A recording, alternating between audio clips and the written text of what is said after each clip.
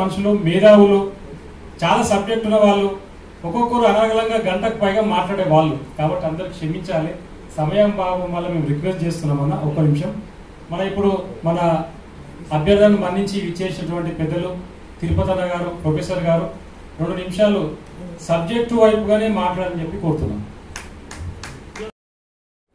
Okay, పెద్దలు, సభాధ్యక్షులు, వేదిక పైన ఉన్న పెద్దలు, ఎందుకంటే సమయం లేదు కాబట్టి పేర్లు చెప్పలేను.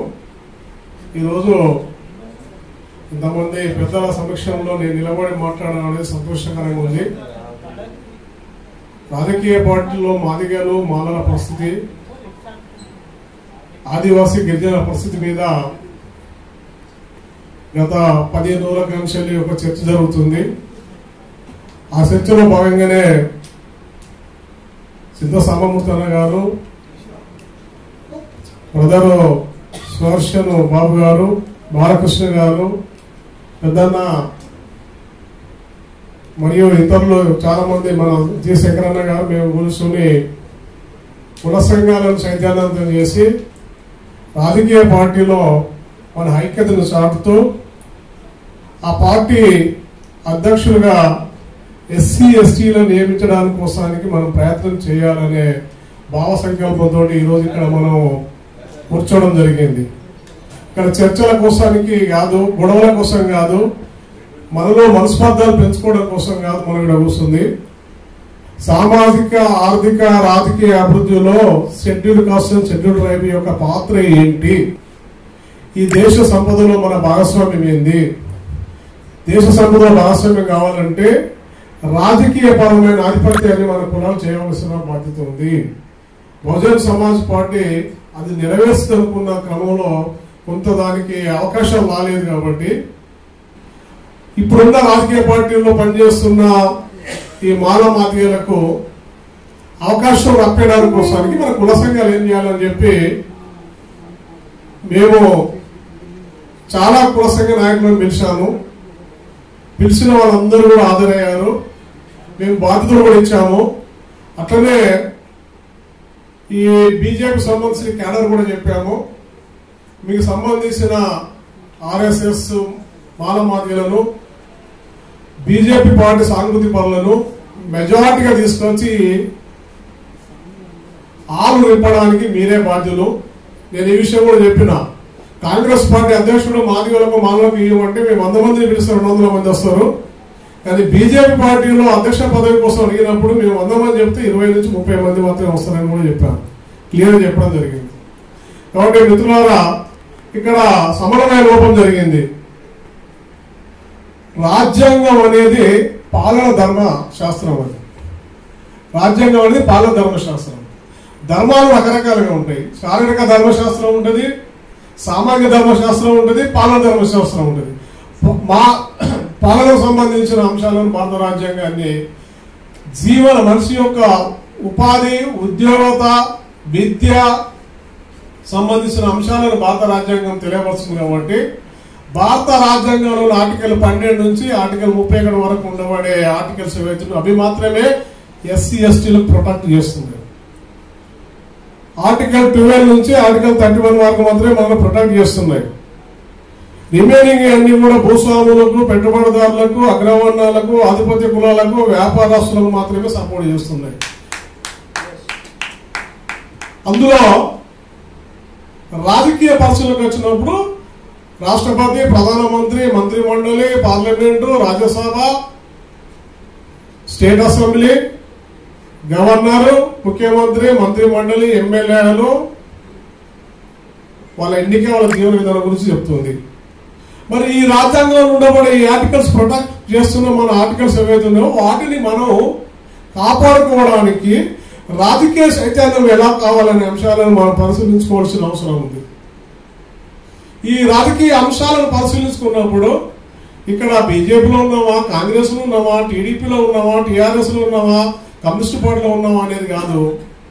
ఆ పార్టీలో మన జాతిలో ఉనికిని ఎట్లా ప్రొటెక్ట్ చేస్తున్నాయి, ఆ పార్టీల ద్వారా మన షెడ్యూల్ కాస్ట్ కానీ షెడ్యూల్ సంబంధించిన రాజకీయ నిర్ణయాలు, చైతన్యపరమైన అవకాశాలు కల్పించడంలో, వ్యాపార రంగంలో మన బాధ్యతలు కల్పించడంలో ఎమ్మెల్యే ఎంపీ పోస్టులలో మనకి ఇచ్చే టికెట్లలో లేదా ఎమ్మెల్సీలుగా లేదా చాలా ముఖ్యమైన ఆ రాష్ట్రంలో కానీ దేశంలో ఉండబడే కార్పొరేషన్ చైర్మన్ అండ్ మెంబర్స్ సంబంధించిన పోస్టులలో మన వాళ్ళ పాత్ర ఏంది, మనం ఎలా నియమిస్తున్నారు, అందులో మనకు ఎందుకు అర్హత లేదు.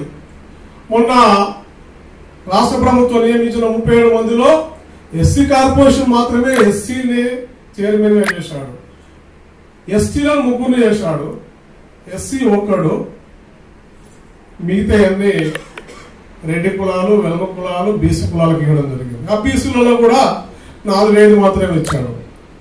మరి 37లో భారత రాజ్యాంగంలో ఉన్న ఆర్టికల్స్ మనం ప్రొటెక్ట్ చేసినప్పుడు, ఆర్టికల్ 17 మనకు రిజర్వేషన్ కల్పించినప్పుడు, ఆర్టికల్ 16 మనకు సమాన అవకాశాలు కల్పిస్తున్నప్పుడు, మరి రాజ్యాంగ ప్రతిపాదన కలిగిన భారత లేదా రాష్ట్ర ప్రభుత్వ పాలన ఉండబడే చైర్మన్ పోస్టులలో మనకు సమాన అవకాశాలు ఎందుకు ఇవ్వడం లేదు?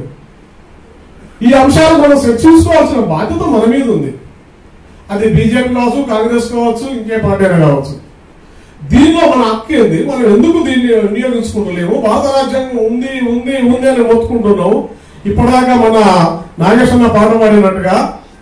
కానీ ఆ రాజ్యాంగం ఇస్తున్న అవకాశాలను సద్వినియోగించుకోవడానికి ఆయా పార్టీలో ఉండబడే షెడ్యూల్ కాస్ట్ కు సంబంధించిన ప్రజలను చైతన్యం చేయడానికి మనం ఎందుకు పాత్ర పోషిస్తలేదు?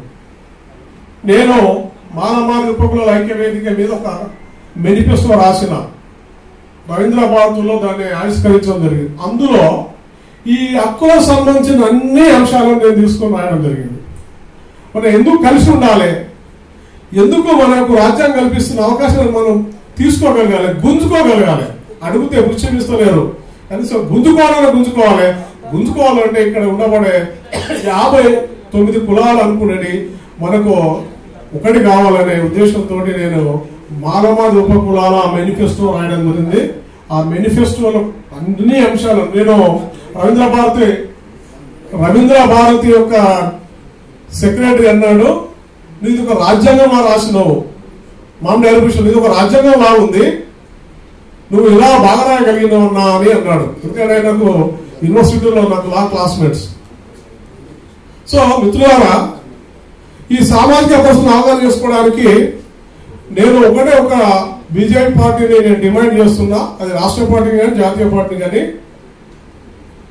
రాష్ట్ర శాఖ అధ్యక్షుడిని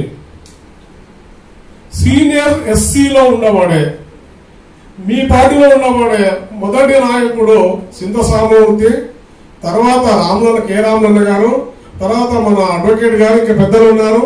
అట్లనే మొన్ననే కాంటెస్ట్ పోటీ చేసిన వంశా తిలక్ అన్న గారు, లేదా ఆయన కంటే సీనియర్స్ ఎవరున్నా కూడా మీరు మాలలో ఉన్నా మాదిగల్లో ఉన్నా కానీ 50 ఏళ్ల కాంచెల్లి ఒక హీరోగా పనిచేస్తున్న సింధ సామమూర్తి అన్నను మీరు స్టేట్ అధ్యక్షుడు చేస్తే చాలా బాగుంటది అని చెప్పి నేను ఈ వేదిక నుంచి నేను బీజేపీ పార్టీకి ఒక వినయ పత్రాన్ని నేను అందిస్తున్నాను. అట్లాగే బీజేపీ పార్టీలో ఉండబడే సమన్వయం ఏదైతే ఉందో, సమానత్వానికి మేము ప్రాముఖ్యత కట్టుబడి ఉంటామో ఏదైతే బెంగళూరులో కానీ లేదా నీకు బాంబేలో కానీ తీసుకున్న తీర్మానం ప్రకారము మీరు ఖచ్చితంగా ఆ సమన్వయము, సమపాలన, సమానత్వము అనేది ఏదైతే ఉందో దానికి మీరు కట్టుబడి ఉండవలసిన అవసరం ఉంది. ఎందుకంటే డాక్టర్ లక్ష్మణ్ గాని, ఇప్పుడున్న మినిస్టరు కిషన్ రెడ్డి గాని, అన్నకంటే జూనియర్స్, ఈయన వెంకయ్య నాయుడుతో కలిసి సెక్రటరీగా పనిచేశాడు. ఉమ్మడి రాష్ట్రానికి అధ్యక్షుడు ఉన్నప్పుడు వెంకయ్య నాయుడు గారితో కలిసి రాష్ట్ర సెక్రటరీగా చేశాడు. వారికంటే జూనియర్స్ రాష్ట్ర అధ్యక్షులు చేశారు. కులప్రాతిపాదిక మీదనే మీరు సింధ సామమూర్తిని అధ్యక్షులు చేయలేదు. కాబట్టి దయచేసి మీ పార్టీ మేమున్నాము, మద్దతుగా మీ పార్టీని మేము సపోర్ట్ చేస్తాము, మా వారికి మీరు అధ్యక్షులు ఇవ్వండి చెప్పి నేను కోరుకుంటూ నాకు సమయం ఇచ్చిన పెద్దలందరికీ నమస్కరిస్తూ సెలవు తీసుకుంటాను. థ్యాంక్ యూ అన్న. మన ప్రొఫెసర్ తిరుపతి అన్న గారు సబ్జెక్టు మీద చాలా మరి విపులంగా తక్కువ సమయంలో మరి స్పందించినందుకు మరొకసారి ధన్యవాదాలు తెలియజేస్తున్నాం. ఎందుకంటే ఇది ముఖ్యంగా ఇంతకు ముందు చెప్పాను, రేపు ఇంకో సమావేశం ఉంటుంది. ఇంకో సమావేశంలో కాంగ్రెస్ పార్టీ మీద పెట్టబోతున్నాం. కొందరికి ఉన్న ఇవి ఏంటి, ఈ బీజేపీ వాళ్ళు మా వాళ్ళు కొందరు వచ్చారు, మరి ఇట్లా మాట్లాడుతున్నారు. మన వాళ్ళు ఉన్నారు కాబట్టి మన వాళ్ళు మాట్లాడుతున్నారు, లేకపోతే ఎందుకు మాట్లాడతారు? మాట్లాడే అవకాశం లేదు కదా. తప్పకుండా ఈ సమావేశం అయిపోయినాక మళ్ళీ మనం ఒకసారి కూర్చొని చర్చించుకుందాం, మనం ఏం చేయాలి, ఎలా చేస్తే బాగుంటుందని మీ సలహాలు సూచనలు తప్పకుండా తీసుకొని పనిచేస్తామని తెలియజేస్తూ